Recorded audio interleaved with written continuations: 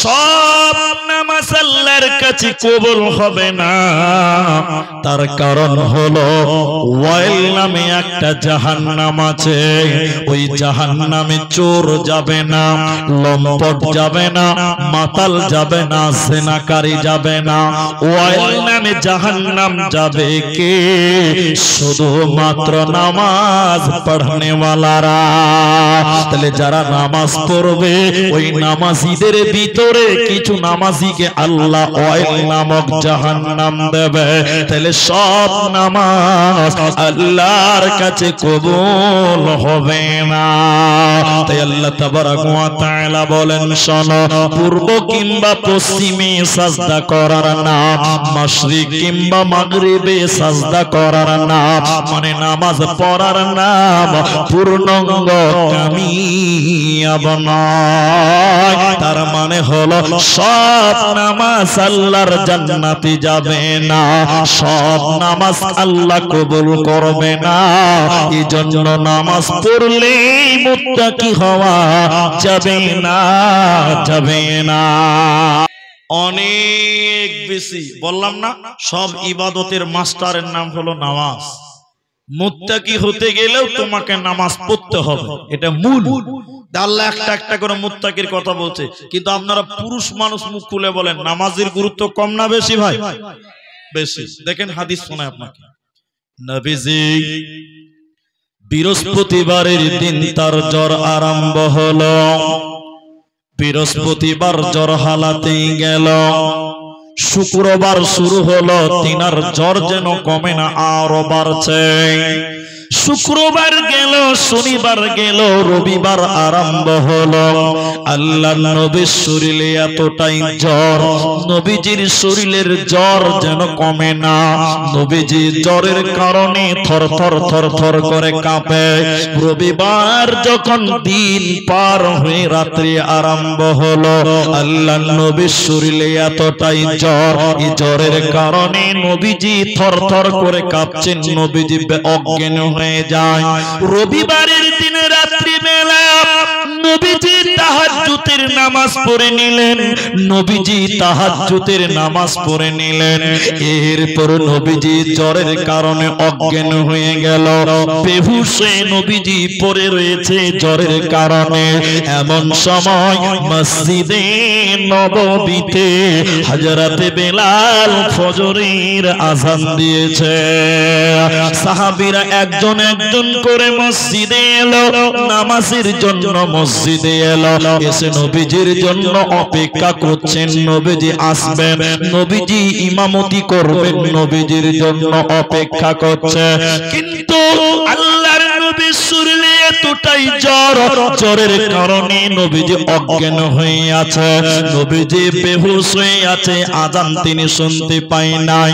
সাহাবীরা নবীজির জন্য অপেক্ষা করতে করতে যখন নবীকে পেল না, তখন সাহাবীরা হযরতে আবু বকরকে ইমাম বানিয়ে সাহাবীরা ফজরের নামাজ আরম্ভ করলেন।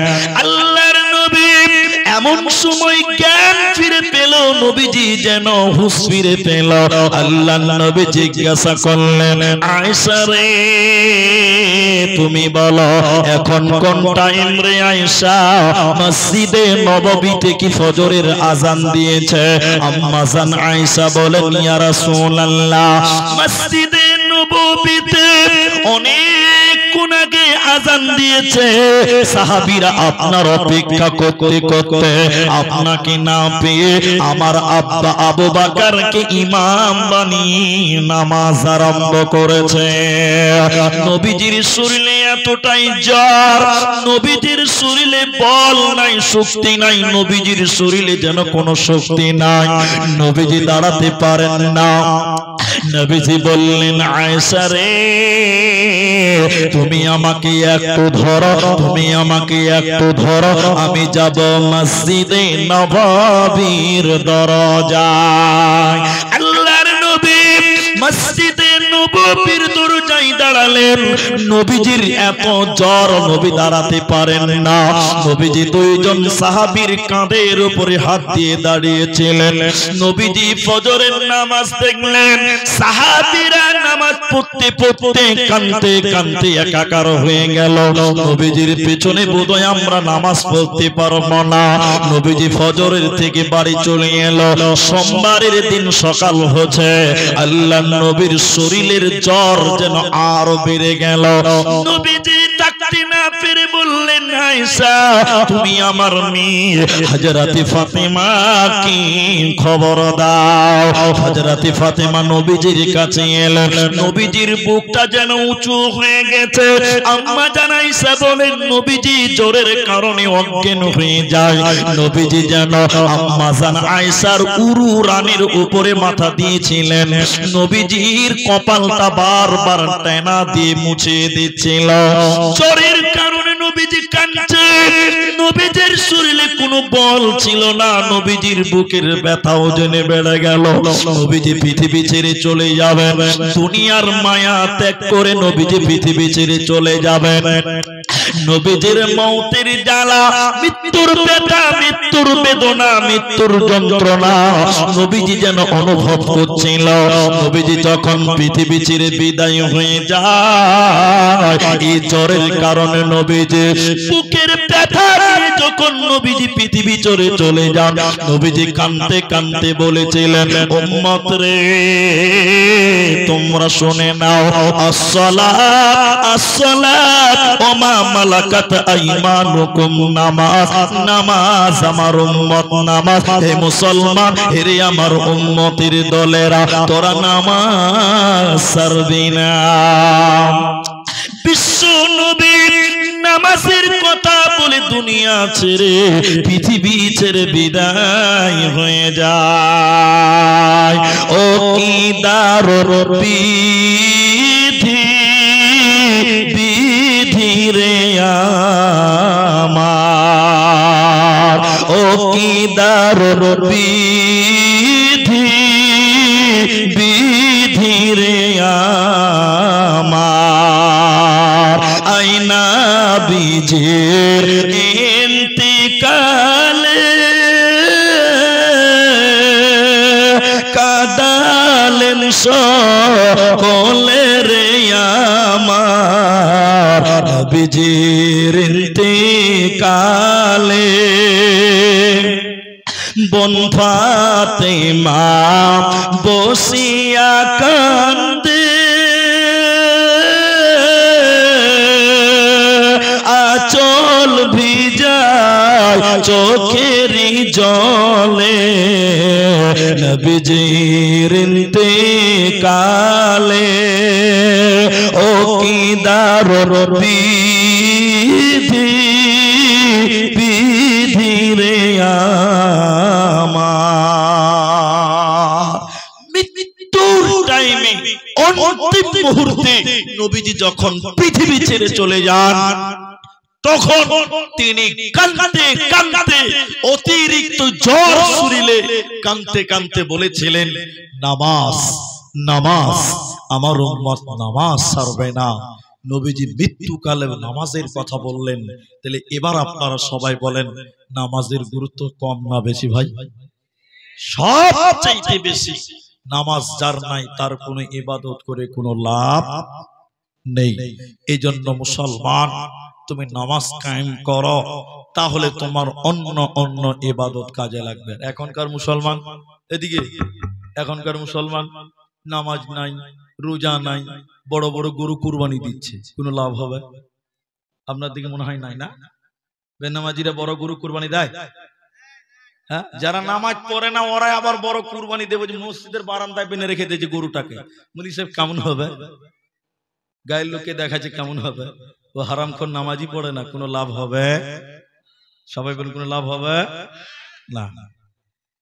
অনেক লোক আবার বলে, মুলি সাহেব নামাজ না পড়তে পারি, ঈমান ঠিক আছে। শয়তানের খালাতো ভাই, যে নামাজ না পড়তে পারি ঈমান ঠিক আছে, শয়তানের কথা। এটা কোনো মানুষের কথা হতে পারে বিশ্বনবী সবশেষ মৃত্যু শয্যায় শুয়েও তিনি বলেছিলেন নামাজ নামাজ আমার উম্মত নামাজ ছাড়বে না। আজকের মুসলমানেরা নামাজ পড়ে না। তাহলে এবার বলি, আল্লাহ প্রথম নাম্বার বললেন শুধু নামাজ পড়লেই হবে না। তোমরা যদি মুত্তাকি হতে চাও শুধু নামাজ পড়লে হবে না, আরো কিছু করতে হবে। কি করতে হবে? আল্লাহ একটা একটা করে বলেন, ওয়ালাকিন্নাল বিররা মান আমানা বিল্লাহ ওয়াল ইয়াউমিল আখির ওয়াল মালাইকা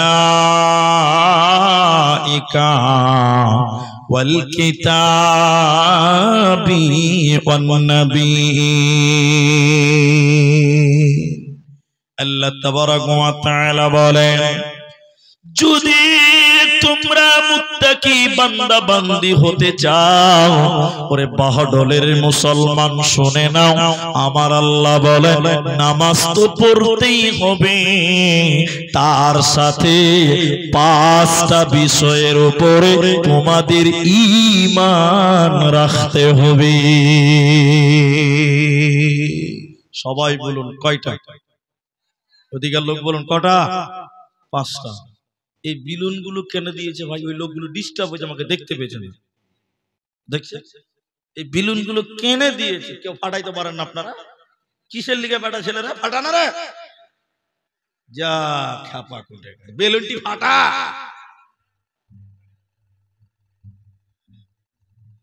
এই বিহা তো করেনি বরযাত্রী কোন দিন যায়নি মনে হয়, বাসে কি চাল লাগে। তাহলে কটা বিষয়ের ঈমান রাখতে হবে বললাম? সবাই বলুন ভাই। আমাদের বাংলাদেশের বক্তব্য দেখছেন, আমরা বলি অর্ধেক, বক্তার শ্রোতারা বলে অর্ধেক। আপনি বলবেন আমি বলবো, তাহলে কাউকে ঘুম লাগবে না? লাগবে? একবার তাকবীর দেন, নারায়ে তাকবীর। তাহলে 5টা বিষয়ের ঈমান।